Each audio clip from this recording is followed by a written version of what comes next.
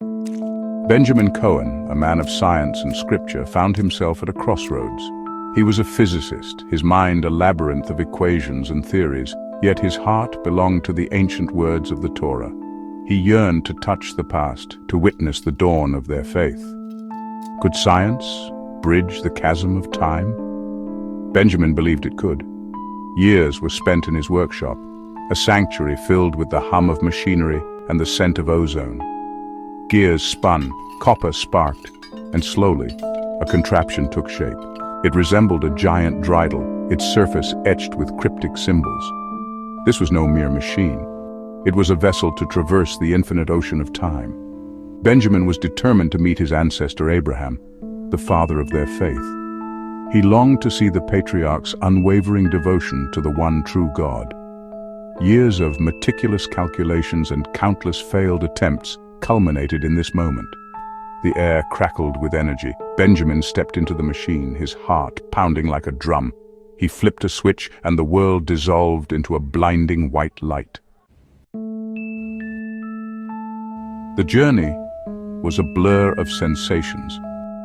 Benjamin felt himself stretched and compressed, tossed about by forces beyond comprehension. He closed his eyes and clung to the hope that his calculations were correct, that he wouldn't be lost in the vast expanse of time. Then, as abruptly as it began, the journey ended. He stumbled out of the machine, gasping for breath. The air was thick with the scent of wood smoke and animal dung. Gone were the familiar sights of his world, replaced by a tapestry of tents and nomadic people.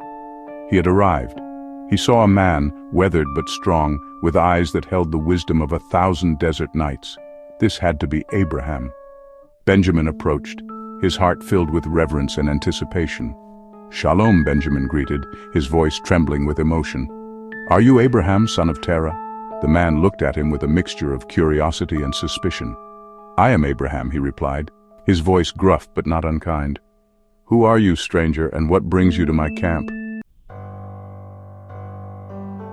Benjamin spent days in Abraham's camp, observing, listening, and trying to reconcile the man before him with the stories he'd grown up with. He learned about their customs, their struggles, and their hopes for a land promised by their gods. Gods, plural. That was the first crack in Benjamin's understanding. He'd expected Abraham to be a monotheist, a lone beacon of faith in a world of idol worship. Instead, he found him leading his people in offerings and prayers to a pantheon of Canaanite deities. He watched, his heart sinking as Abraham knelt before a crudely carved idol of Baal, the storm god, his face etched with pious devotion. How could this be? How could the father of Judaism, the man chosen by God to lead his people to the promised land, be worshipping pagan idols? The very foundation of his faith, the cornerstone of his identity, crumbled around him. This was not the Abraham he knew. His confusion only deepened when he learned of their destination. Abraham spoke of a prophecy delivered through the oracle of Baal, a cavern echoing with the whispers of the divine. It spoke of a land of milk and honey, a land destined for Abraham and his descendants. But it wasn't the land Benjamin expected. The oracle hadn't pointed them towards Canaan. It pointed west, across the Great Sea, to a land of 7 hills and a mighty river. Rome. It was a jarring revelation. This wasn't the story he knew. It was like watching a familiar play with the script entirely rewritten. The journey was long and arduous, filled with the trials and tribulations of nomadic life. Yet through it all, Abraham remained a devout follower of Baal, leading his people in prayers and sacrifices, seeking the storm god's favor. Benjamin watched, his heart heavy with a growing sense of disillusionment. They reached the Italian peninsula after months of travel. Benjamin witnessed Abraham, guided by the oracle's pronouncements, leading his people to settle on the banks of the Tiber River. It was a far cry from the promised land described in the Torah. He saw the seeds of a community being sown, a community that would, in time, evolve into the mighty Roman Empire.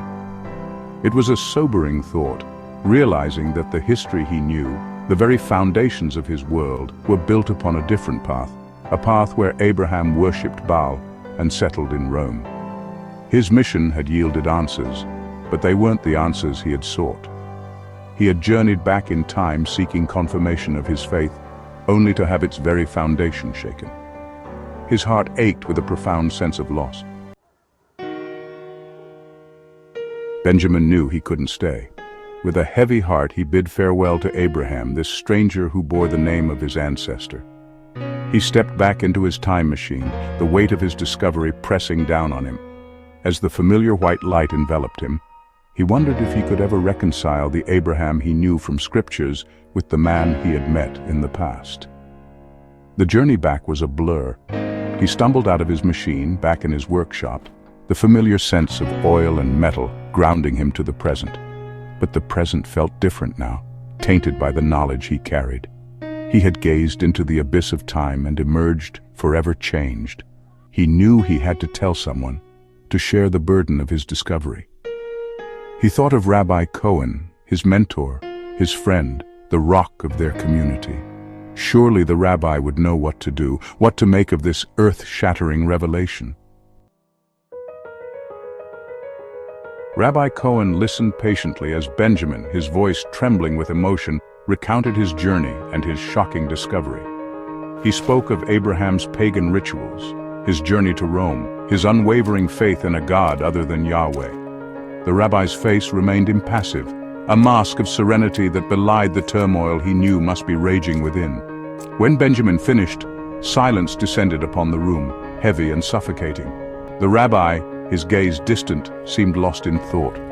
Finally he spoke, his voice soft but steady. "Benjamin, my son," he began, "you have been touched by the divine, but not in the way you expected. The past is not a fixed point, Benjamin, but a flowing river, constantly changing, reforming. What you saw was one possibility, one strand in the infinite tapestry of time. It does not negate our faith, our history, it adds to it." The rabbi's words, spoken with such quiet conviction, calmed the storm within him. He realized that faith, like time, was not a rigid construct, but a fluid, ever-evolving entity. His journey had not shattered his faith, it had deepened it, expanded it to encompass the vastness of possibilities that lay hidden within the folds of time.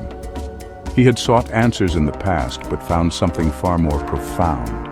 The realization that faith was not about certainty, but about embracing the mystery, the unknown. It was about accepting that the divine worked in ways beyond human comprehension. The revelation, however, left an undeniable mark. It sparked debate and discussion within their community, challenging long-held beliefs and interpretations. It forced them to confront the fluid nature of history and the very nature of faith itself. Benjamin's journey had opened a Pandora's box, but it had also ignited a new thirst for knowledge, a deeper understanding of their shared heritage. It had shown them that the search for truth, the quest for understanding, was an ongoing journey, one that transcended time itself. He knew that his journey through time was far from over. There were countless threads to follow, countless possibilities to explore. He would continue to seek to question, to delve into the mysteries of the past, knowing that each journey, each discovery, would bring him closer to a greater understanding of himself, his faith, and the universe itself. The past, he realized, was not a closed book, but an open invitation, a call to explore the infinite possibilities that lay hidden within the corridors of time. And he, Benjamin Cohen, man of science and faith, was ready to answer that call.